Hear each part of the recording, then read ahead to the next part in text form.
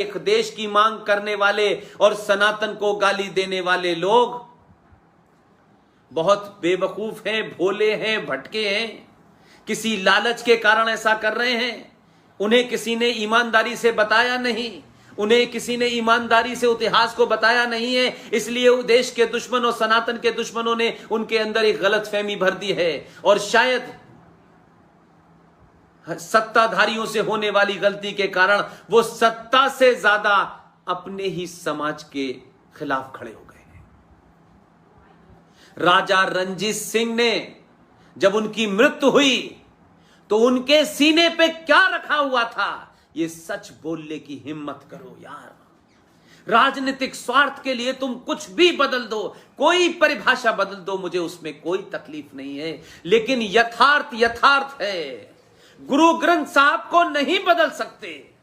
गुरु ग्रंथ साहब की वाणी में जो कुछ भी लिखा है, जो गुरबाणी उसमें लिखी हुई है, उसको भी बदल दोगे क्या तुम?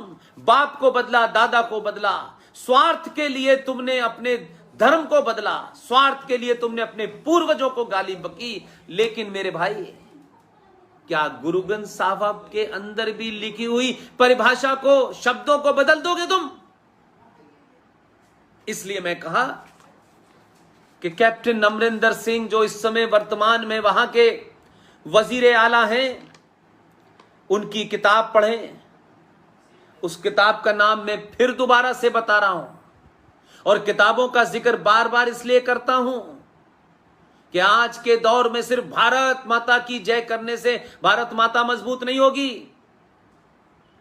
भारत माता की जय करने से ज्यादा अच्छा है उन ऊधम सिंह बनिए, भगत सिंह बनिए, भाई परमानंद बनिए। अगर आपकी ताकत चिल्लाने में लगता है कि चिल्लाने से कुछ होगा, तो चिल्लाने की जब जरूरत हो तब चिल्लाइए, लेकिन मन में लक्ष्य क्या है उस लक्ष्य को पैदा कीजिए।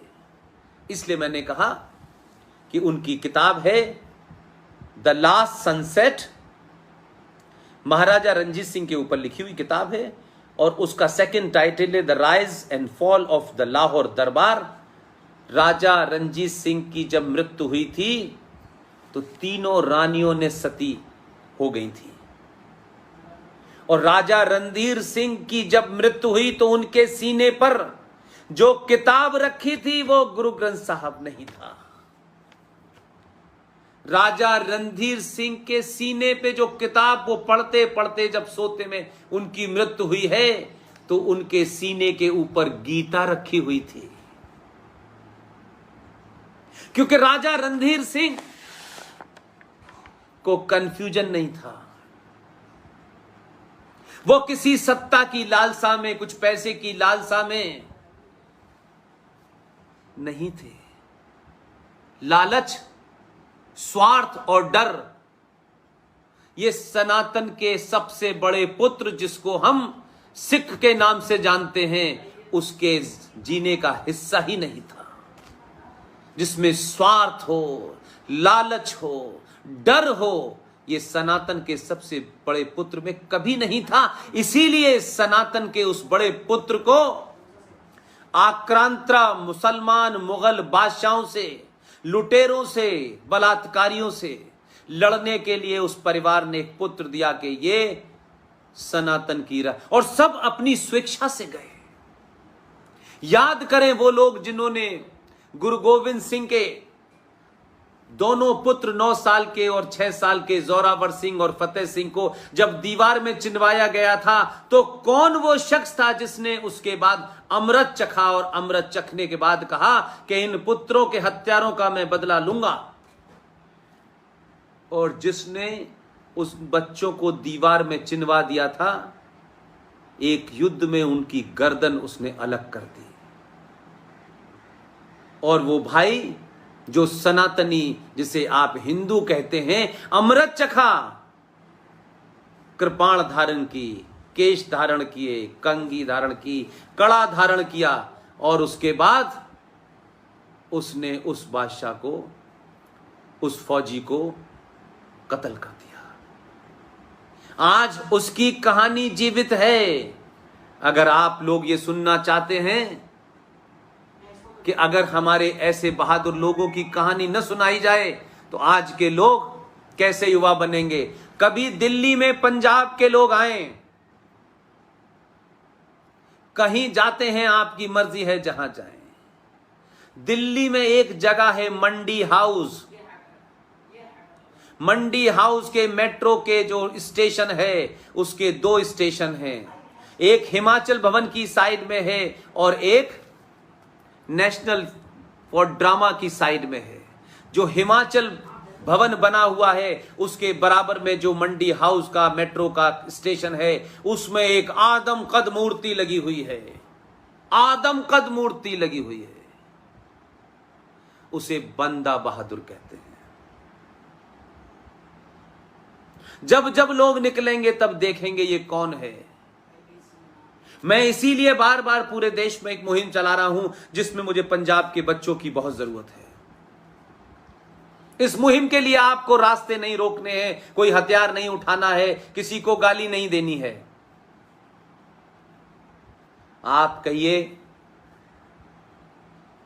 कि अगर भारत में हमें कोई बाल दिवस मनाना है, बच्चों के बीच में, बालकों के बीच में, चिल्ड्रंस के बीच में हमें अपने इतिहास के पुरुषार्थ को, उस बहादुरी को, उस साहस को, उस करेज को, उस वैलर को अगर बताना है तो क्या हमारे पास ऐसे साहसी लोग नहीं थे? ऐसे लोग नहीं थे जिनका नाम लेने से दुश्मन की रूह कांप जाए? अगर हम बहादुरी की बात करते हैं, बच्चों को बहादुर बनाना चाहते हैं तो हम किसी कायर के, किसी ऐसे आदमी के जन्मदिन जो खुद पूरे जीवन जिसने कायरता से गुजारा हो, जो अपने गोरे साहब की परिभाषा को लिखता हो, उनके रहमो करम पे भारत का प्रधानमंत्री बना हो, तो 14 नवंबर को भारत के अंदर क्यों चिल्ड्रंस डे मनाया जाएगा? अगर चिल्ड्रंस डे मनाना है तो गुरु गोविंद सिंह के पुत्रों ने जिस वक्त उनसे यह कहा गया, सरहिंद के नवाब ने कहा कि इस्लाम कबूल कर लो, 6 साल का फतेह सिंह और जोरावर सिंह दोनों ने बड़ी आंखों में आंखें डाल के कहा कि हम वाहे गुरु के अलावा किसी को नहीं मानते। उन्हें हुक्म हुआ कि अगर तुमने अपना मजहब बदल के अगर हम इस्लाम कबूल नहीं किया तो तुम्हारी गर्दन काट दी जाएगी। उन्होंने कहा एक नहीं 1000 बार गर्दन कट जाए, हम वाहे गुरु के पुत्र हैं, डर हमारा कोई सामना नहीं कर सकता, आपको जो करना हो करिए, हम कोई मजहब नहीं बदलेंगे। और इस हुक्म के बाद उन दोनों को जिंदा दीवार में चिनवा दिया गया। दोनों बच्चों ने, उनके मुंह से एक आवाज नहीं निकली, कोई रोने की आवाज नहीं आई, और उसके बाद दोनों की मृत्यु घोषित हो गए। और 26 दिसंबर को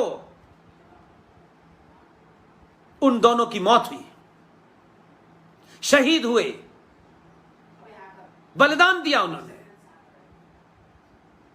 क्या 26 दिसंबर को भारत में चिल्ड्रंस डे नहीं मनाना चाहिए?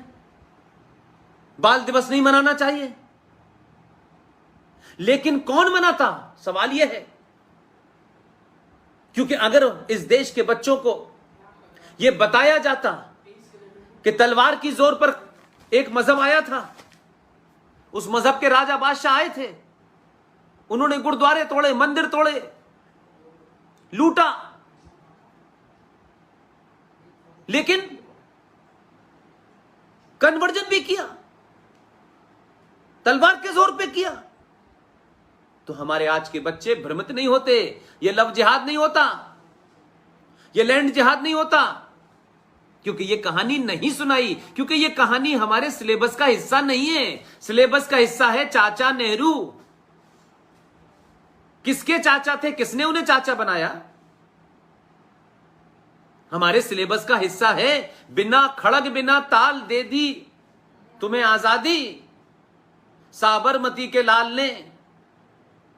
ये जलियांवाला बाग, ये ऊधम सिंह, ये भगत सिंह, ये 21 लाख लोगों की कुर्बानी, ये 26,000 इंडियन नेशनल आर्मी के, सुभाष चंद्र बोस की आर्मी की, आजाद हिंद आर्मी के लोग और फौजियों के 26,000 लोग मारे गए। ये मेरठ से लेके मुजफ्फरनगर, अलीगढ़ होते हुए पूरी बेल्ट में लोगों की लाशों को पेड़ों पे लटका दिया गया।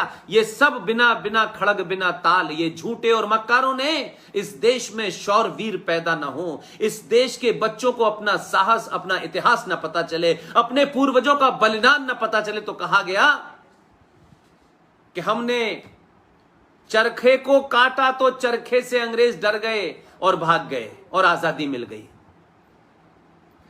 आजादी मिली नहीं, अंग्रेजों ने जाने के बाद अपने दलालों को सत्ता पे बिठाया और उन दलालों ने बहादुरों को समाप्त करने के लिए क्या किया कि सुभाष चंद्र बोस को तो उन्होंने पहले ही समाप्त कर दिया। सन 1958 तक सुभाष चंद्र बोस का जो बचा हुआ परिवार था उसकी सर्वेलेंस होती थी, उसकी जासूसी होती थी और उन्हीं के वंशजों ने 1984 कराया और अभी आत्मा नहीं भरी उनकी, उनको लगा नहीं अभी सिखों में बड़ी ताकत है।